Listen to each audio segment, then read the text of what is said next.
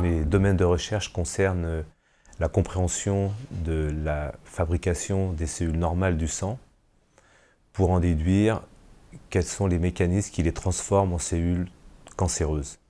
En gros, on espère, en comprenant ces mécanismes, trouver des nouveaux traitements des maladies du sang.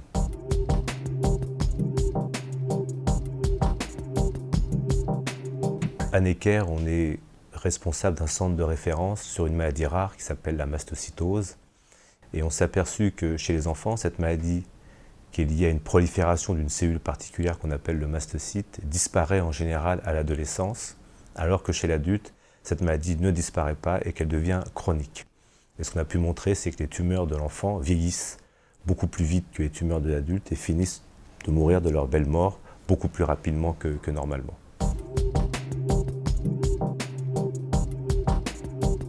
Ce qu'on essaye de faire, c'est de comprendre quelles sont les anomalies à l'intérieur de la cellule qui font que les cellules ne vont plus mourir.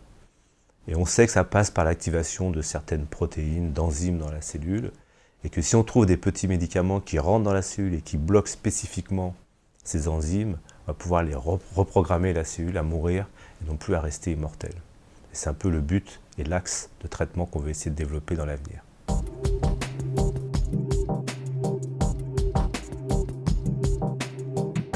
Ce qu'on a fait, qui est un petit peu différent de ce qu'on fait d'habitude, on a pris des chiens de propriétaires qui avaient naturellement une maladie qui ressemble à la maladie humaine. On a pu démontrer que c'était les mêmes mécanismes moléculaires chez l'homme et chez le chien. Et donc c'était un super modèle pour développer un traitement d'un cancer chez le chien.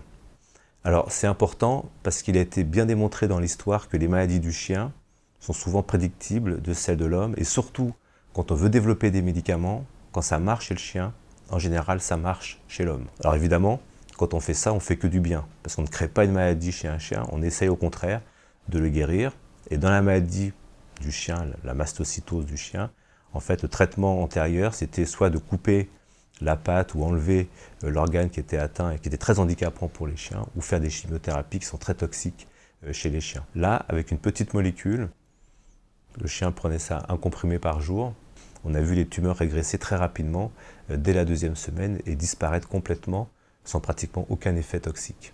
Avec des chiens qui sont maintenant guéris avec un suivi de plus de 2 ans.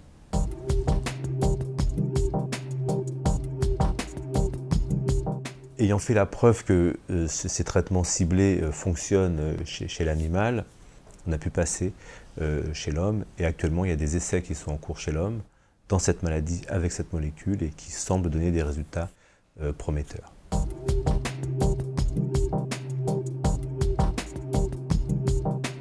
Avant, ce qu'on essayait de faire, c'était de tuer la tumeur avec des traitements qu'on appelle cytotoxiques, qui sont en général la chimiothérapie.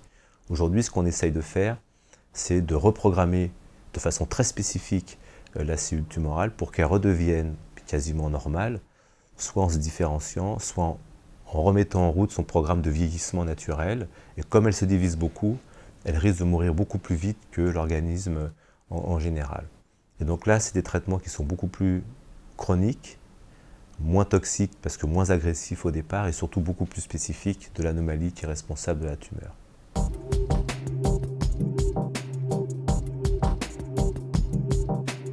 On a ciblé cette cellule qu'on appelle le mastocyte, qui proliférait dans la mastocytose de l'enfant, de l'adulte et du chien.